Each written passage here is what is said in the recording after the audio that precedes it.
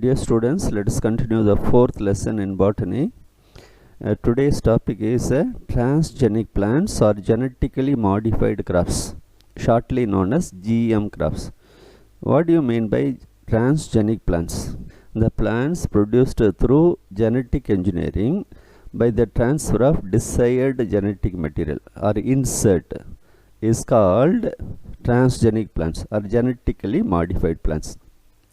இந்த genetically modified பிளான்ஸோட importance என்ன அப்படின்னு பார்த்தோமா, நிறைய இம்பார்ட்டன்ஸ் இருக்குது. நம்ம இங்கே வந்து சிலது மட்டும் பார்க்க போகிறோம். அதாவது herbicide resistance, insecticide resistance and production of useful chemicals. So இது மூணை பற்றி நம்ம பார்க்க போகிறோம். ஸோ ஃபஸ்ட்டு வந்து நம்ம ஹெர்பிசைடு ரெசிஸ்டன்ஸ் பற்றி பார்க்கலாம். Herbicide, what you mean by herbicide? ஹெர்பிசைடுன்றது ஒரு chemical to eradicate the unwanted plants in crop plants. இப்போ crop plants எடுத்துக்கலாம். நமக்கு யூஸ்ஃபுல்லான பிளான்ட்டு ஃபார்மர்ஸ் க்ரோ பண்ணுறாங்க இல்லையா? அப்போ க்ரோ பண்ணும்போது தேவையில்லாத செடிகள், அதாவது களைகள் அப்படின்னு சொல்லுவோம், அது வளர்கிறதுக்கு ஆரம்பிக்கும். முந்திலாம் வந்து மேனுவலாக அதை எராடிகேட் பண்ணாங்க. ஏன்னா நிறைய ஆளுங்க கிடைச்சாங்க, அதனால் மேனுவலாக எராடிகேட் பண்ணாங்க. இப்போ வந்து விவசாயத்துக்கு ஆள் கிடைக்கிறதில்ல, அதனால் அந்த வீட்ஸை கண்ட்ரோல் பண்ணது, அந்த ஹெர்ப்ஸ் கண்ட்ரோல் பண்ணது ரொம்ப சிரமமாக இருக்குது. அதுக்கு தான் வந்து புதுசாக ஒரு மெத்தட் கண்டுபிடிச்சாங்க. என்னன்னு சொன்னால், அந்த ஹெர்ப்ஸை கில் பண்ணக்கூடிய ஹெர்பிசைட் ஒரு கெமிக்கலை ப்ரொடியூஸ் பண்ணுறாங்க. அந்த கெமிக்கல் வந்து, அந்த கெமிக்கல் பற்றி தான் இப்போ பார்க்க போகிறோம். ரெண்டு விதமான கெமிக்கல் ப்ரொடியூஸ் பண்ணுறாங்க. ஒன்று வந்து கிளைபோசேட் அப்படின்னு சொல்லிட்டு. ஸோ இங்கே பாருங்கள், the weeds are eradicated by a herbicide called glyphosate produced by Monsanto ஒரு என்ற கம்பெனி வந்து USA under the trade name roundup அப்படின்னு சொல்லிட்டு. ரவுண்டப்னு என்னது? களையெல்லாம் வந்து ஒழிச்சு கட்டுறது, அதுதான் ரவுண்டப். இந்த களைகளை வந்து எராடிகேட் பண்ணணும், இந்த ஹெர்ப்ஸை வந்து எராடிகேட் பண்ணணும் அப்படின்றதுக்காக என்ன செய்கிறாங்க, இந்த கிளைபோசேட்டை வந்து அப்ளை பண்ணுறாங்க செடி மேலே, அந்த நிலத்தில் அப்ளை பண்ணுறாங்க. So where the crops are growing. அப்போ அப்படி அப்ளை பண்ணும்போது கிராப் பிளான்ஸ் மேலேயும் அது விழும். Not only on the weeds, not only on the unwanted plants, but also on the useful plant also it will fall. அப்போ என்னாகும், useful பிளான்ஸும் affect ஆகக்கூடிய சான்சஸ் இருக்குது. இந்த கிளைபோசேட் டாலரண்ட் பிளான்ஸ் எப்படி ப்ரொடியூஸ் பண்ணுறாங்கன்றத இப்போ நம்ம பார்க்கலாம். இந்த கிளைபோசேட்டட் ரெசிஸ்டண்ட்டுக்கு ஒரு ஜீன் இருக்குது. அந்த ஜீன் பேர் என்னென்னா பார் ஜீன்.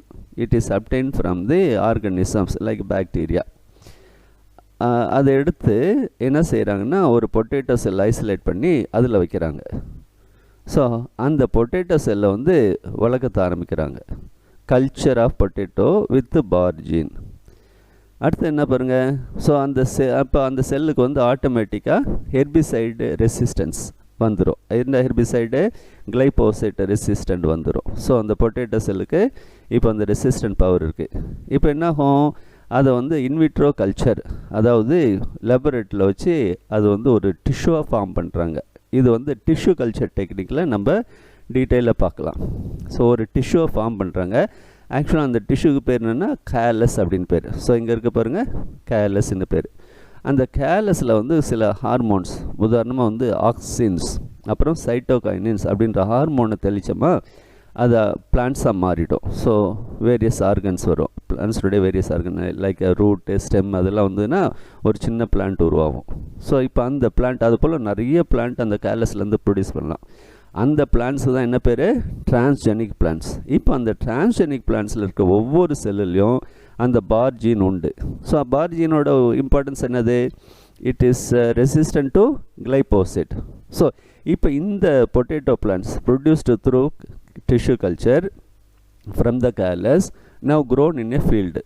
இப்போ அதை வளர்க்குறாங்க, அந்த கிராப் பிளான்ட்ஸை வளர்க்குறாங்க, பொட்டேட்டோ பிளான்ட்டை வளர்க்குறாங்க. ஒரு 5 ஏக்கர் 10 ஏக்கரில் வளர்க்குறாங்க. அப்படி வளர்க்கும் போது என்னாகும், அது கூட வந்து களைகள்லாம் வளரும். ஸோ களையில் வளருது. இப்போ அந்த கிளைபோசேட்டை அப்ளை பண்ணி அந்த களைகள்லாம் வந்து நம்ம எராடிகேட் பண்ணலாம். ஸோ முதல்ல சாதாரணமாக இருந்தாக்க என்னாகும், அந்த பொட்டேட்டோ பிளான்ட் அஃபெக்ட் ஆகும்.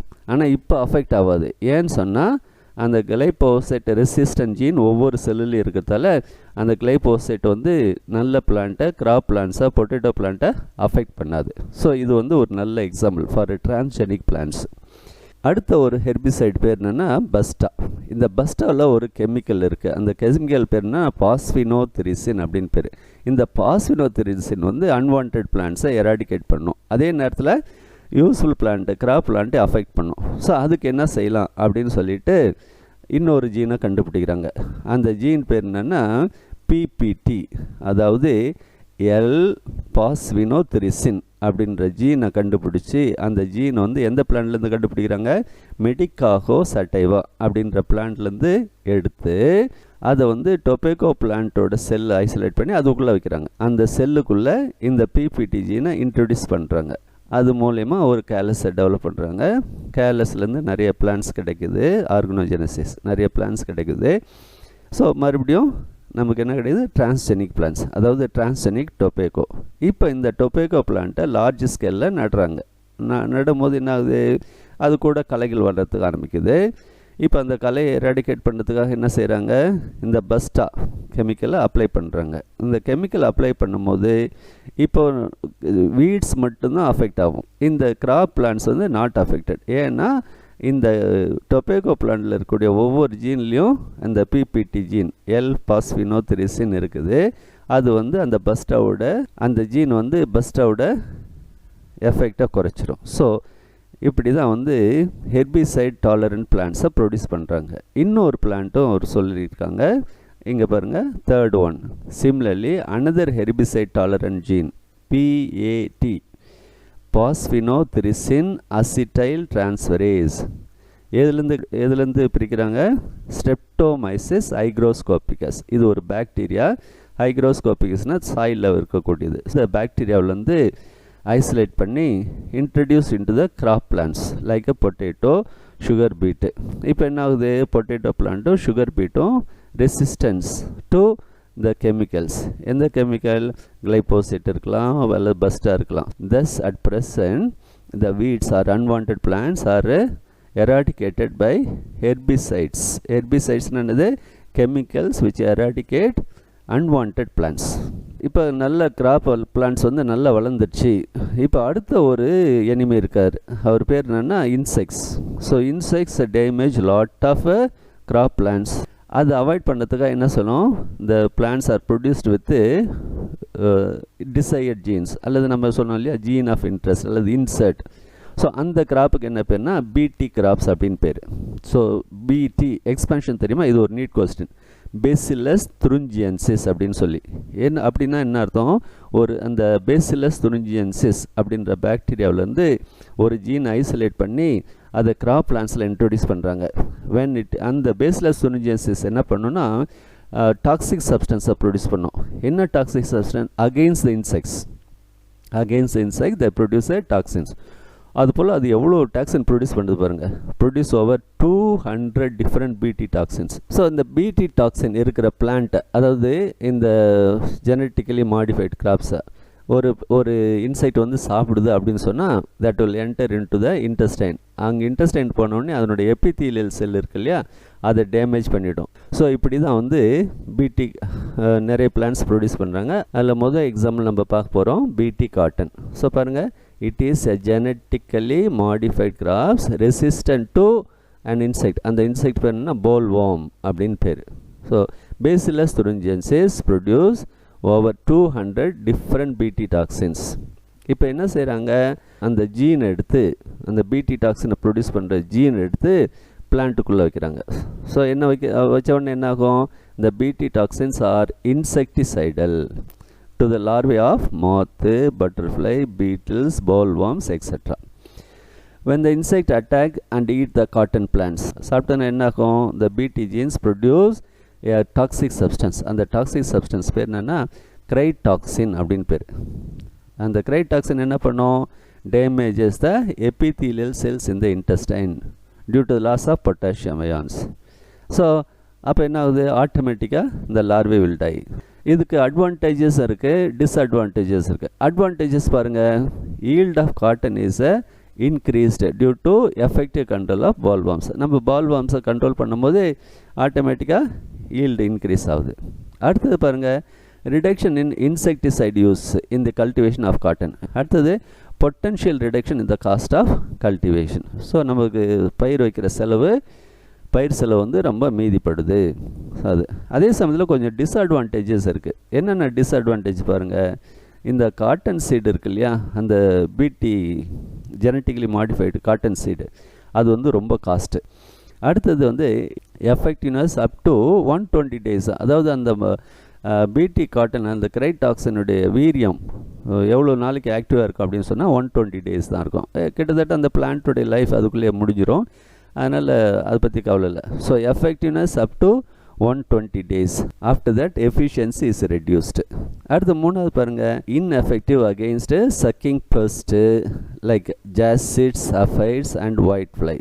ஸோ பிளான்ட்டில் அப்படியே உறிஞ்சி அதை பிளான்ட் சாரை உறிஞ்சி எடுக்கக்கூடியது, அதுக்கு பேர் தான் வந்து சக்கிங் பெஸ்ட் அப்படின்னு பேர். உறிஞ்சி எடுக்கக்கூடிய, இப்போ உதாரணமாக வந்து நம்ம அட்டைப்பூச்சி இருக்குன்னு சொல்கிறோம். அட்டைப்பூச்சி வந்து நம்ம ரத்தத்தை உறிஞ்சிரும் அப்படின்னு சொல்கிறோம் இல்லையா. அதே போல் பிளான்ட்ஸில் அந்த சாப்பு உறிஞ்சக்கூடிய இன்செக்ட்ஸ் பேர் என்ன பாருங்கள், ஜாசிட்ஸ், அஃபைட்ஸ் அண்ட் ஒயிட் ஃப்ளை. அதுக்கெல்லாம் வந்து இது பயப்படாது. இந்த மூணு வந்து இந்த பிடி காட்டனுக்கு பிடி டாக்ஸினுக்கு பயப்படாது. அடுத்தது பாருங்கள், affects pollinating insect and thus yield is reduce. Not only இந்த harmful insects but useful insects also affected. அதில் முக்கியமாக பீஸு, அது இன்செக்ட்ஸ், அது என்னாகும், they are the main pollinating agent, நம்ம ஏற்கனவே பார்த்துருக்கோம், அதுவும் கூட அஃபெக்ட் ஆகிடும். ஸோ இது வந்து டிஸ்அட்வான்டேஜ், இதனாலும் டிஸ்அட்வான்டேஜ். அதுக்கடுத்து ரெண்டாவது டிரான்ஸ்ஜெனிக் பிளான்ட்ஸ் பார்க்க போகிறோம், பிடி பிரிஞ்சால் அப்படின்னு.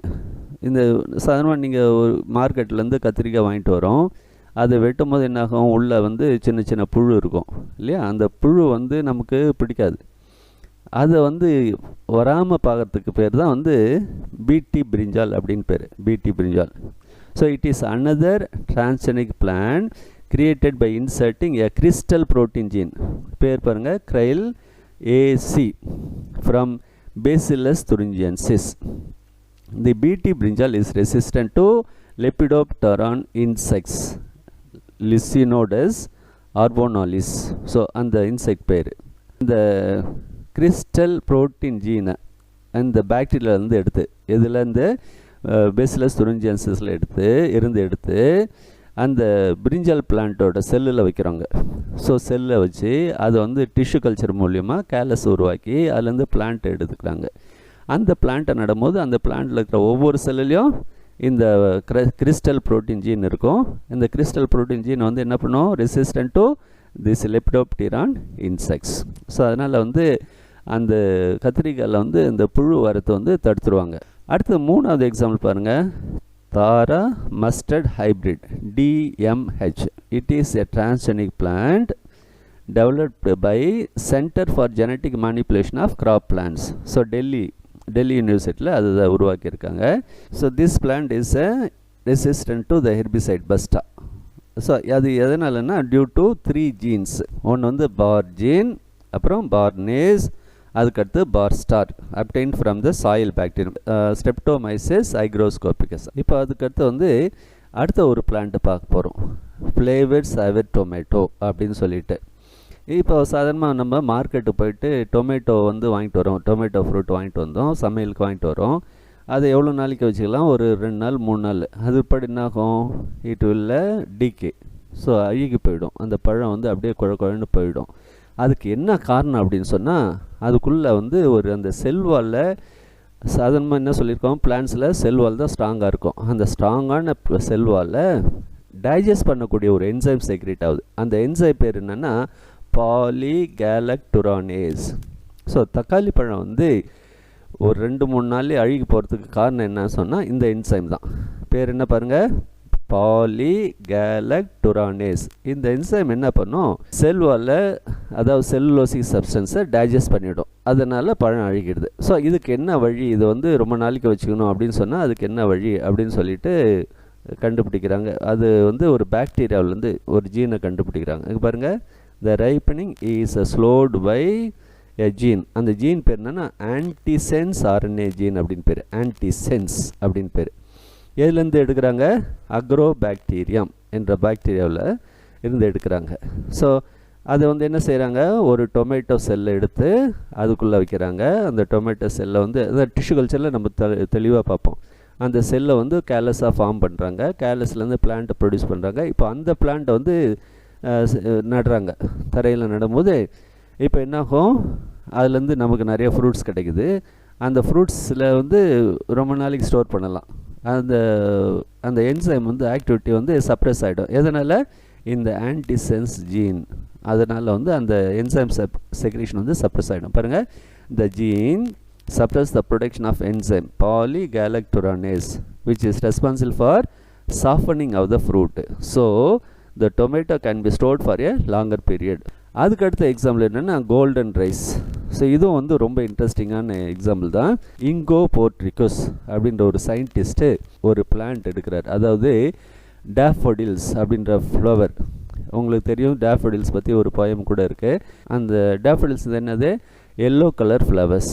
அந்த எல்லோ கலர் ஃப்ளவர்ஸில் வந்து கரோட்டின் அப்படின்ற ஒரு பிக்மெண்ட் நிறையா இருக்குது. அந்த பிக்மெண்ட் வந்து நம்ம ஐ டிஃபெக்டை க்யூர் பண்ணக்கூடியது. இப்போ இவர் என்ன செய்கிறாரு, இங்கோ போர்ட்ரிகஸ் என்ன செய்கிறாரு, அந்த பிக்மெண்ட்ஸ் ஐசோலேட் பண்ணுறாரு.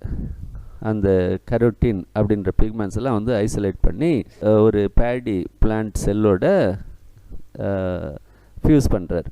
ஸோ அந்த செல்லில் வந்து அந்த குரோமோசோமில் வந்து அதை வச்சு அதை ப்ரொடியூஸ் பண்ணி கேலஸ் உருவாக்குறாரு. அந்த கேலஸ்லேருந்து பிளான்ட்ஸை உருவாக்கி இப்போ அதை நடுறாங்க.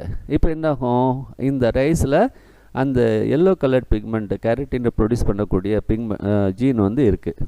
இப்போ அந்த ரைஸை சாப்பிடும்போது அந்த ரைஸுக்கு பேர் தான் வந்து கோல்டன் ரைஸ் அப்படின்னு பேர். கோல்டன் ரைஸ் அப்படின்னு பேர். இப்போ அந்த ரைஸை சாப்பிடும்போது ஐ டிஃபெக்ட்ஸு சம்மந்தமாக வரக்கூடிய டிசீஸ்லாம் சரியாயிடும். It was developed by Inco portricus. The golden rice is produced by introducing a gene from daffodil plant. அது பேர் என்னது, Narcissus for beta carotene, a precursor of vitamin A. அதனுடைய யூசஸ்லாம் என்னென்னு பாருங்கள். It controls childhood blindness. அந்த blindness பேர் என்ன, ஜெரப்தால்மியா. அதாவது ஜெரப்தால்மியான்றது என்னது, ட்ரையிங் ஆஃப் கார்னியா அப்படின்னு சொல்லுவோம். There are 3 types of genes, namely phytoin synthase from daffodil plant. ரெண்டாவது ஜீன் பாருங்க, CRT1 gene from erwinia uredovora. So இதுதான் வந்து ரெண்டாவது ஜீன்.